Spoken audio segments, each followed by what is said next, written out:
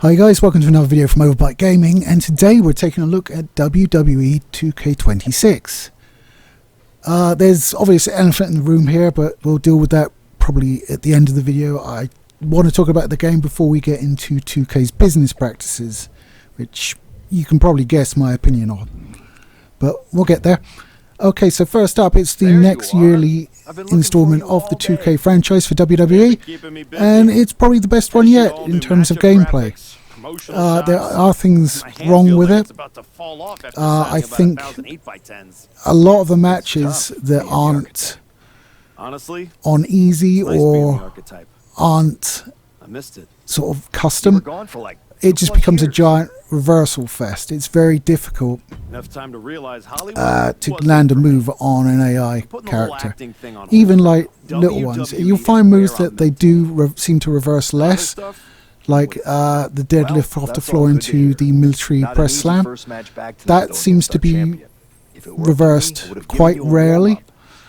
So you'll just try and cheese that. And they seem to know, because it doesn't give you a whole bunch of build in your signature meter.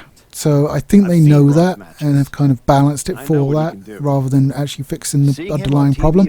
I've heard people say that it's super easy to reverse. I played the damn game for 37 hours now and I'm still missing reversals. So either I'm just bad, which is entirely possible, or it's not as easy as some people think, or maybe they're just really good at it. I don't know. There are a number of modes in the game. You have, of course, the ability to play matches. You can play them in any arenas you've unlocked. Don't worry, we'll get there. Using any superstars that you've unlocked. Don't worry, we'll get there.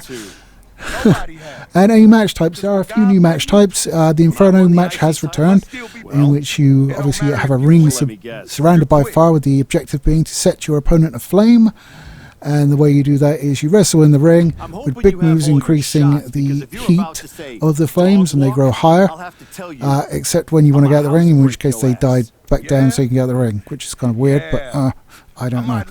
And it was like, Inferno matches, like in real life, never really did that. They kept away from the flames. They only sort of went out if they were thrown out and over the flames. No one would just willingly go through the flames to get a chair from ringside or something like that. So it's a little bit weird. But yeah, once you've got it up high enough, you fill a meter at the bottom of the screen and you can set your other guy on fire.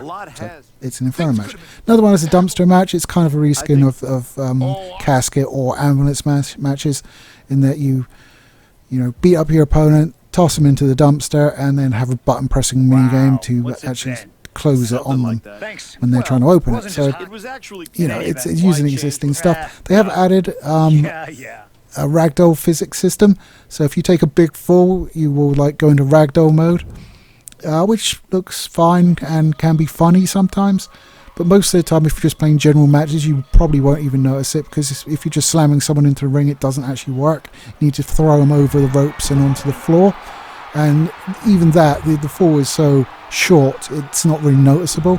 But when you go into places like the scrapyard and start throwing people off of scaffolding, things like that, then it becomes a lot more noticeable at that point. And it works fine, even if, occasionally you get a funny one, because it's ragdoll physics and that always is the case. But there's that. So the big modes this year are obviously the showcase. This time it centers around CM Punk, and you go through a series of his matches, and then you change a series of his matches, and then for some reason you right the wrong of the WrestleMania Screwjob. No, it was SummerSlam, wasn't it? It was the SummerSlam Screwjob. The Montreal Screwjob, you know the one with Bret and Shawn. In which case you become CM Hart, which is basically Punk wrestling as Bret Hart, which is kind of weird. I don't know why they bothered doing that, but they did. But he does Bret's moves and is dressed in Bret's gear, but it looked really weird because it's got Punk's head on it, so it's kind of strange. And then it goes on to do matches he wished he'd had. So using slingshot technology, if you buy this game, you'll be super familiar with that term. I believe it's becoming a meme, because they sort of phrase it as the game engine is time-traveling capabilities, so you can go back in time like Quantum Leap and put right the things that once went wrong. You're just playing a wrestling game where you've got different opponents facing each other, and that's about it. There's a lot of good videos where Punk narrates. He does a good job. You know, Punk is a talker, so you'd expect him to. And going through that, you unlock different versions of CM Punk, people he faces, arenas that he wrestles in, and eventually AJ Lee as well. And I'm a fan of AJ Lee. I always was when she was wrestling before she took the time off. So, you know, I'm okay with that. We'll get on to unlocking later, don't worry. I've not forgotten. Second mode, My Rise. I've completed this twice now. Once for a male face run and once for a female heel run.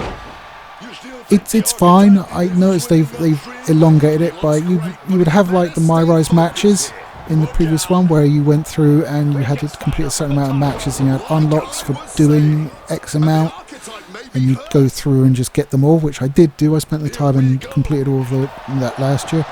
This time they used just to give you points to level up your wrestler and to basically elongate the game. So you'll do like the end match of an arc, then you'll get a cutscene, you move on, talk to some people, and then you'll need to get a certain amount of stars, it's usually 12, to move on to the next one, in which case you take My Rise matches. Because my matches are generally quite one-sided, I normally get like 2 or 3 stars, so it takes a few matches. So by the time I finished my run-through, my wrestler was basically maxed out because of that. So I don't know. I mean, you could just sit and grind until it's maxed out at the very first one that you come to, and then just blow through the rest of the game relatively easy. Because when you start out and you're shit at everything, it is genuinely quite tricky.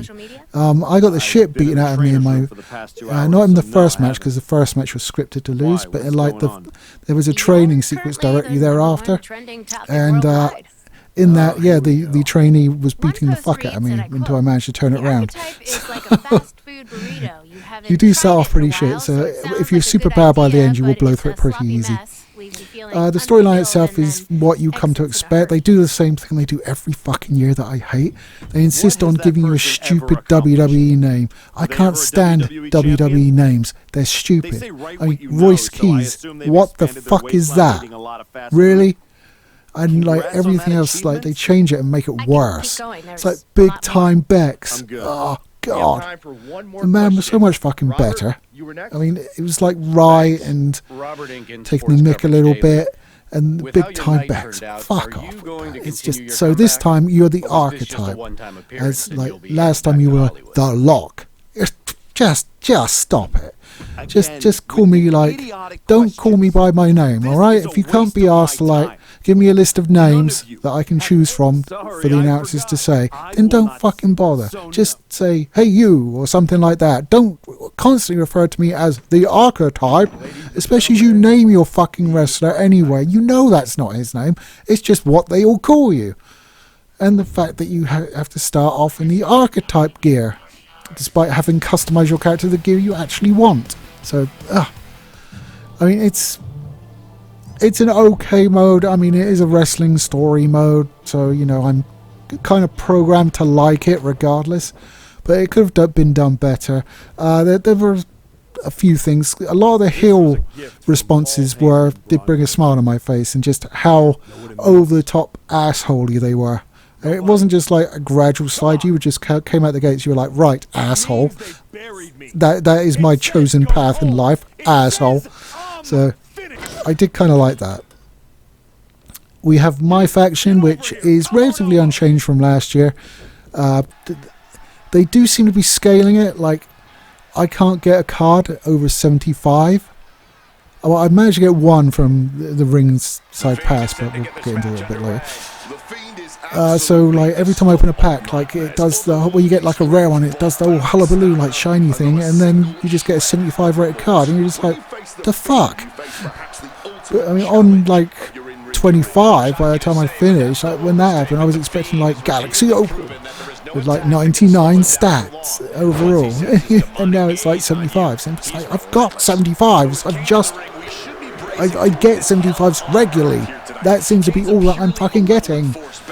I haven't played My Faction too much because generally I like to do the weekly challenges and any live events I feel like I can do. I haven't actually looked at the World Tour on it yet. I remember getting unstuck pretty quick because a lot of the events in World Tour had specific card requirements, which I didn't meet. Don't know about this time. I imagine it's the same because everything else is. Okay, and now we get the island, which is the first time I got the opportunity to play this because it wasn't on last year's release. The official line is, oh well, it's because we couldn't get it working on PC because the graphics were too good, which is the biggest load of bullshit I've ever heard in my life. You didn't get it working on PC because you were worried modders were going to break it and you were going to be unable to sell a shit on it. That's what you were worried about. Now, when it comes to the island, I haven't spent any money on the island at all. I am going through. There is a storyline to it. When I heard about it last time, I didn't really look into it because I wasn't getting it. But the impression I got, it was just a gussied up shop which allowed you to do PvP. That was the impression I got. If this is representative of last year's, it's not the case. There is a storyline. You join one sort of house, if you like, one guild. You have the League of Shadows, you have the League of Anarchy and League of Tradition, which are headed up by various superstars. You've got Punk heading up Anarchy, Rhea Ripley heading up Shadows, and wow, I can't remember who. I think it's maybe Bron. Bron is at least in Tradition. I don't know if he's heading it, but there you go. So you do that. You do missions for them. They have towers, they're termed, for each house. You can do them all regardless of which league you're in. You can go and visit the other guilds and do their towers as well. So the towers function very much like the faction wars thing that were in last year's, and I believe it's still in this year's, but I haven't played that yet, despite having put 37 hours in it. I haven't got to that. So what it is, it's basically you go through like a flowchart of doing matches. Occasionally you get a healing thing come on, you carry damage over, you can get armor, stuff like that. It's exactly the same as you would expect. And there can be 1 to 3 stages, there are boss fights in it, things like that. It's very difficult because it's basically one set difficulty. Nothing you change in the settings is going to change how difficult that mode is. And for someone like me, who, is not the best at games, even though he enjoys them thoroughly and likes talking about them, yeah, they're challenging. This is where I picked up my military press off the floor deadlift scheme, because like I do that and just get them down a red chest and then start chancing like sort of light grapples and it's still half the time they're able to fucking reverse when I start doing light grapples, and that builds up their momentum meter, and then they get it lit and then you're in trouble. I almost beat one. I literally got to the match before the boss on the third stage before I succumbed. I went through a run where it was like Nikki Bella. I was like, oh, don't let me lose to fucking Nikki Bella. I mean, I'm 6'7", 280 pounds, brick shit house. I'm not. Don't make me lose to Nikki Bella, please. But I managed to get her, so I was quite happy with that. Overall, I quite like the island. In all fairness, the problem with it is technical rather than anything. I mean, I'm ignoring the shops. I'm not going to pay money outside of like things that I earn in game, which if you were just playing the island, yeah, good luck, because you earn it glacially slow, and half the time you need to put those points into training anyway, and then your training caps until you get an overall of a certain level, and then you can prestige up to the next class, which will expand your meters a bit and you can put more points into that.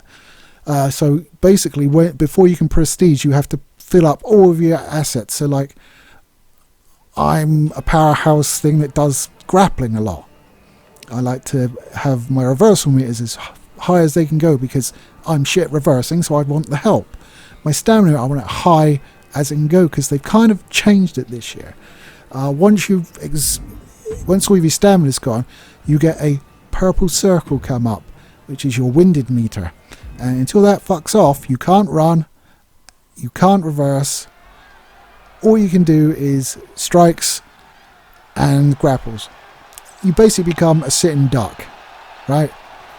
So I really don't like it. I mean, I understand why they did it. So instead of like you not being able to do anything until that fills up, you can at least do something, but it seems to take a lot longer to clear than the previous years when it used to go red. So that's annoying. So I like to have stamina as high as I can. But yeah, technically it's a fucking mess. My controller would just stop working randomly. I mean, or it would just let me do light punches for a few seconds, and then that would pack up as one. I'd have to disconnect it and reconnect it because I'm playing with a cabled USB Series X controller. And that was annoying. I had a number of glitches. I have one which I did take footage of, so roll VT, Lee. And as you can see, I've got the pin, and the ref is just standing there doing nothing. I mean, this isn't the start of it. He came over and was about to count, and then he glitched back to where he was, and then this happened. I had to forfeit that tower run, which is annoying. And it wasn't very far into the tower run, in fairness, so it's not that annoying, but you know, I still had to forfeit it. So there's that, there's the disconnections of the thing, and it's just really annoying because of the amount of reversals. I think it's just where the island is set to a higher difficulty, and it's just they just seem like they reverse fucking everything. And even if you're really good at reversing, it's just like watching tennis but with reversals. It's ridiculous. I mean, especially when you're doing just the towers and the versus AI stuff, it's like, why can't I change like how often it reverses or how the overall difficulty level if I'm just playing the AI? Now I can get it, like if it was something that impacted PvP, but I mean, you're just growing a character. And if it was the same for everybody, you played what you wanted to play. And to be honest, if I come up as against a good player with like a 99 overall and he's on a 72 overall, he's probably going to kick my ass. Because there is skill involved. It's not just numbers based. It's not like a dice roll. You do need to actually fucking play the game. But overall I do like it. I just wish it worked better. So there's that. I haven't had any stuttering though. I don't know whether it's because I'm on PC. I don't know whether it's because I've got a gigabit internet connection. But gigabit. That was it. I don't know if any of that's the case, but I have seen footage of like console players with like fucking terrible stutter, like unplayable stutter. So there's that. So I think I've covered most of the modes there. Yes, okay. So let's get on to the elephant, because we know it's coming. It had to be coming. So this year, instead of just buying DLC packs, which last year I bought the season pass and just got them all, I was like, fuck it, let's get them all. So this game did release with some DLC. I have purchased a couple of pieces. So I've bought the, hang on, let me see what it is called.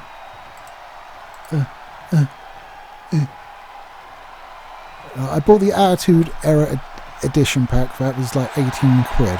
On top of like, I bought the base edition of the game. I was not paying for any of the more expensive editions. So I bought that and the Ringside Pass Premium Season 1, which was £9. So that's all the DLC I bought so far. I probably will buy the Monday Night War edition pack. I probably won't buy the King of Kings edition pack, because who gives a fuck about Triple H at this point, right? And you just, in that you just get, I think, an emote and a version of Triple H which you have others of, and a version of Stephanie which you have others of. So I mean, it's only 9 quid, so I might crumble and get it at a later point. So for me, the DLC I bought has been immediately accessible, right? So I bought the season pass, which allows access to the premium. You get 2 in the ring pass. You get 2 trackers. You get the regular one at the top, and you get the premium one at the bottom. The premium one for this season is AAA, which is, if you don't know, the Mexican organization that WWE is either bought or partnered with, one of the two. And there's a lot of talent exchange going on between the two, much like TNA, although that's definitely just a partnership with them. They haven't bought it. I think they have bought AAA. So you go through, and as you play matches, you get ring experience, which fills up a bar, and then you progress through the tiers. There's 40 tiers. I have completed all 40 in my 37 hours of gameplay. And to be fair, I went through it pretty quick. I mean, 37 hours. I mean, I'm recording like this on a Monday lunchtime. I started playing it when it dropped at like 11, well, probably about 11:30 because I had to install it.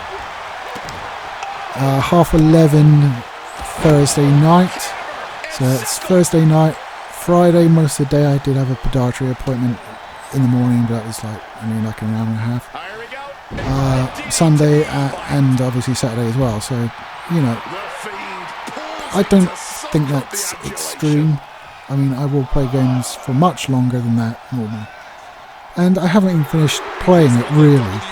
I mean, I want to play more of the island. I'm hoping for a patch sorting that out. They did patch it, but not for that, and I'll get into that, don't you know. And, you know, because I bought the Get Base game, it was like I wasn't really caring too much about unlocking it, because, yeah, when you get in there and you go to play like just a one-on-one match, and you go through a list of wrestlers, and like good 40% of them are blacked out because you need to unlock them in Showcase, or you need to get the DLC, or you need to unlock them via the Ring Pass, or you need to unlock them via the island, or you need to unlock them via My Rise. You know, there's a lot of shit in there that's locked. And they've done away with the accelerator, because before you could buy the accelerator for X amount of money. I don't know, I never bought one. And it would just be like, there you go, everything's open, have fun, do what you want. Fine.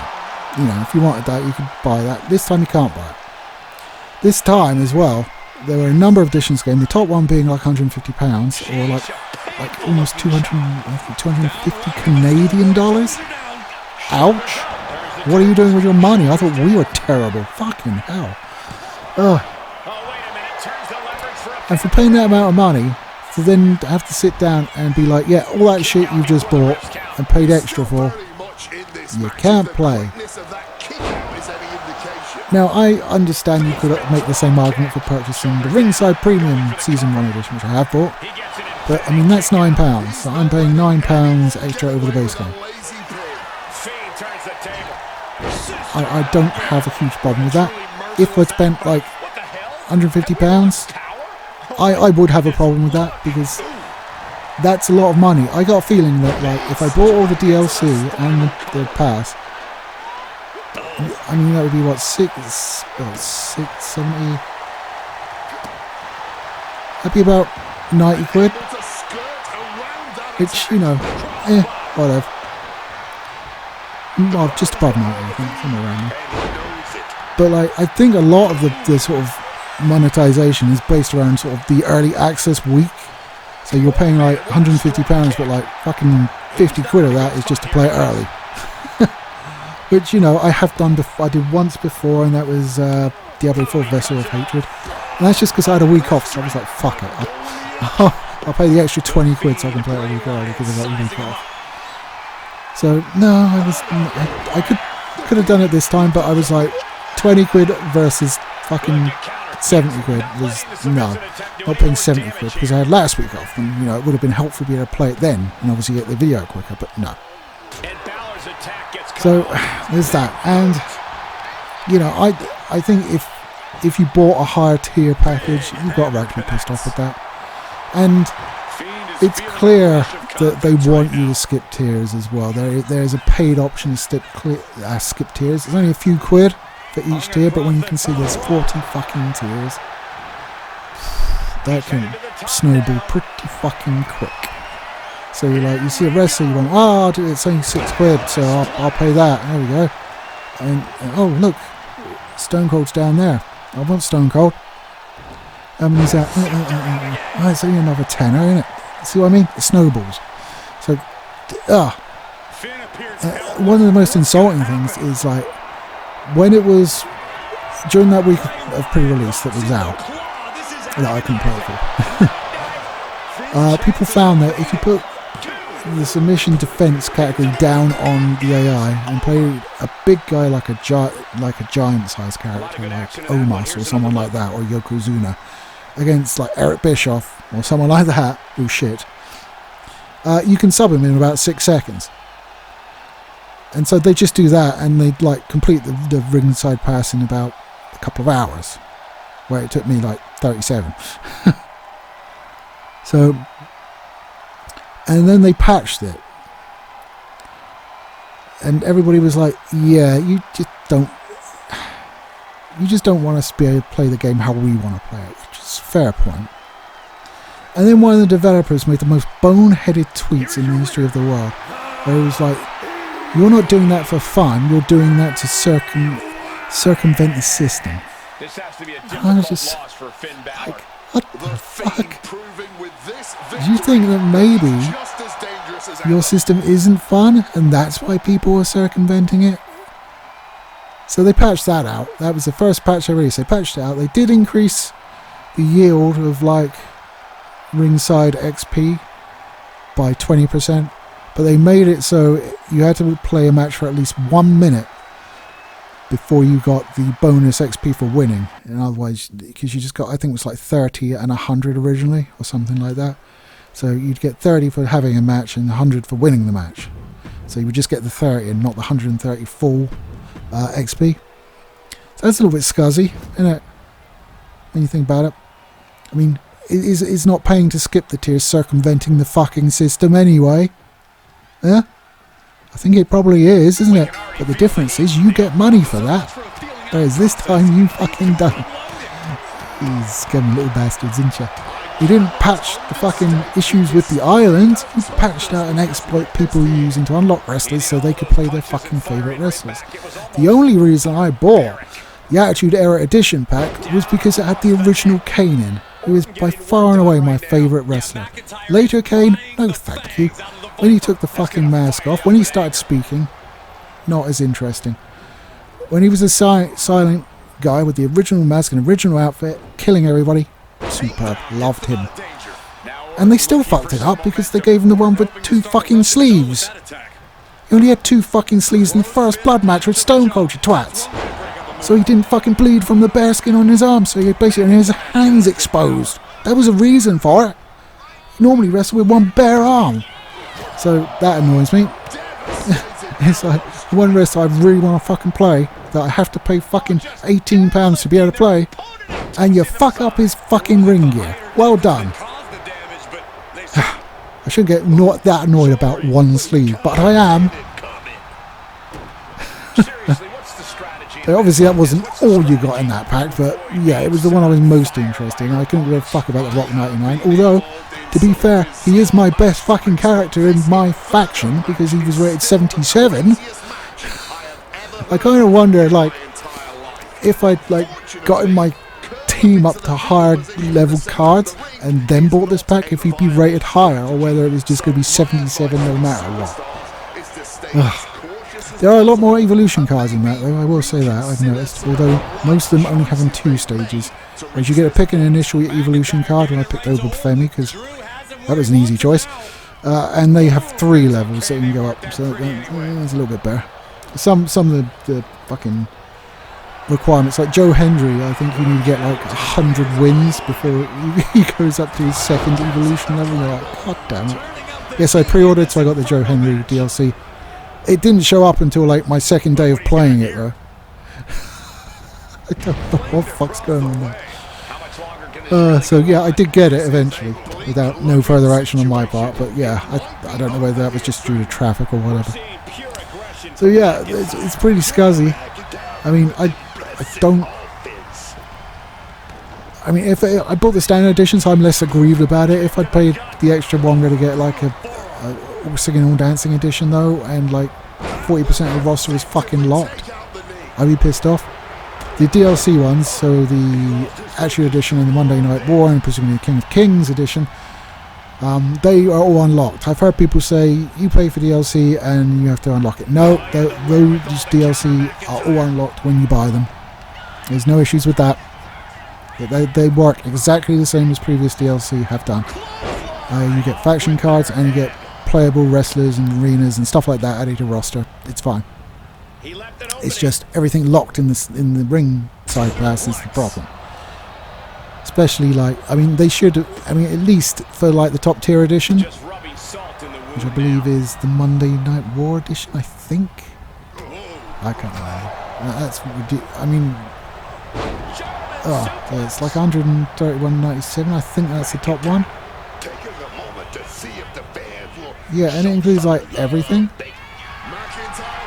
but you still have to unlock it. I think in that they should have like given you the option to unlock everything,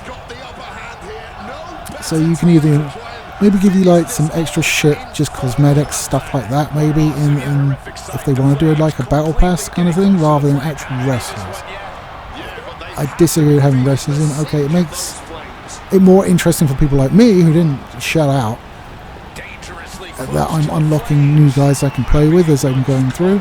You know, I don't mind that.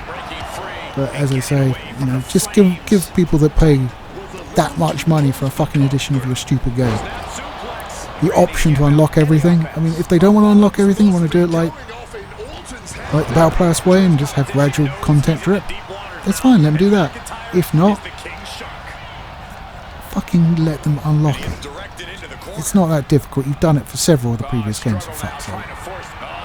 Oh yeah, you had to buy it at that point, but like for 131.97, I would be inclined to fuck it, which I think has actually come down since it released. So, bearing out my early access payment idea, I guess, you know, for that amount of money over like just buying the basic edition where you have to unlock it anyway, it's just like, nah, just fucking do it the other way. Not to mention that everything included you can buy for cheaper just separately.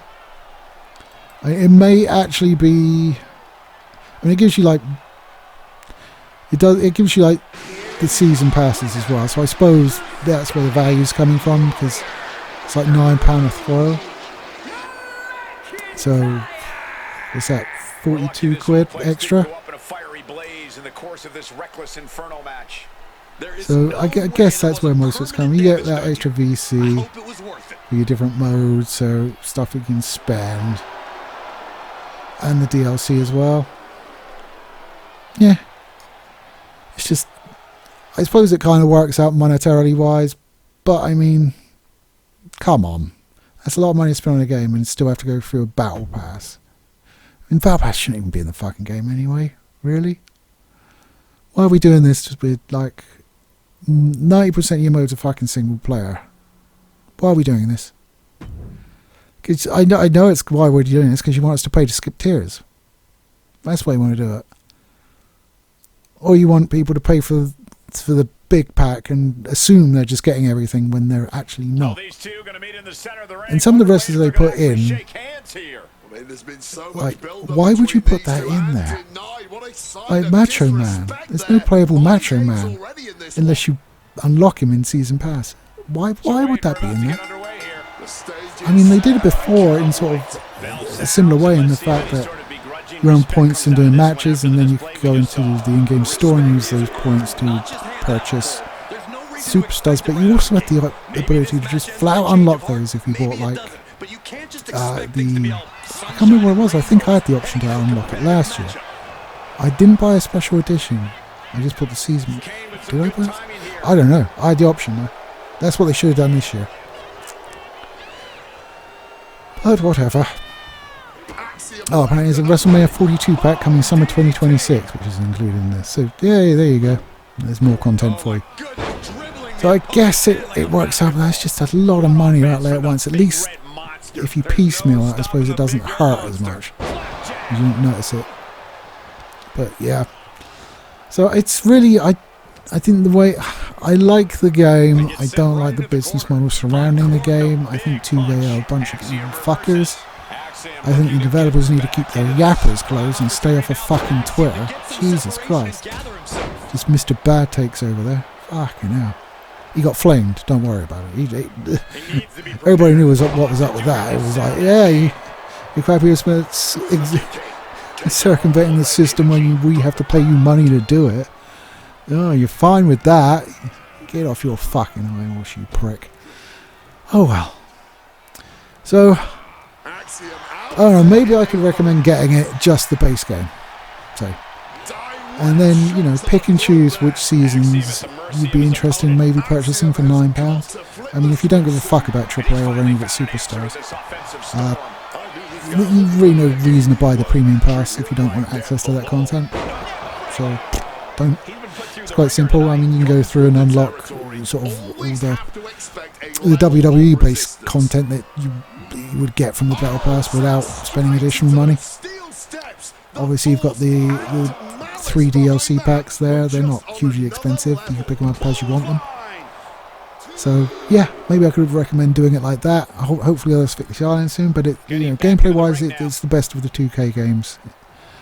Outside of the problems with the islands. I've also noticed, I don't know why I did this, because it came up and it said 2K 2026 is designed for 60 hertz per minute, per second. We know that your display can be up to 144 frames per second. If you take anti-aliasing VSync off, then it may achieve this, but beware, there may be some strange results. I'm like, fucking A, brilliant, 144 frames per second, count me fucking in. So I took it off. Nope, nailed it 60. Oh, action scenes. I can set action scenes like the cutscenes. It's 30 or 60. Switches to 60, fucking stays at 30. I remember that being a problem last year as well. Well done, 2K. You want all this extra money, but you can't be able to fucking asked to fix problems that we had last year in this year's game. Good job. So, God knows what's going on now. I checked the refresh rate on my monitor, although, given the fact it recognised I don't have 44 Hz monitor, it was like, well, you should be on 144 Hz, and yes, indeed it is. So, it's just the game not behaving. Well done, lads. Anyway, guys, I think I'll leave it there. God knows, I'm nearly back at work in like 9 minutes. Probably should contemplate something to eat. Anyway, guys, take it easy. I'll catch you next time.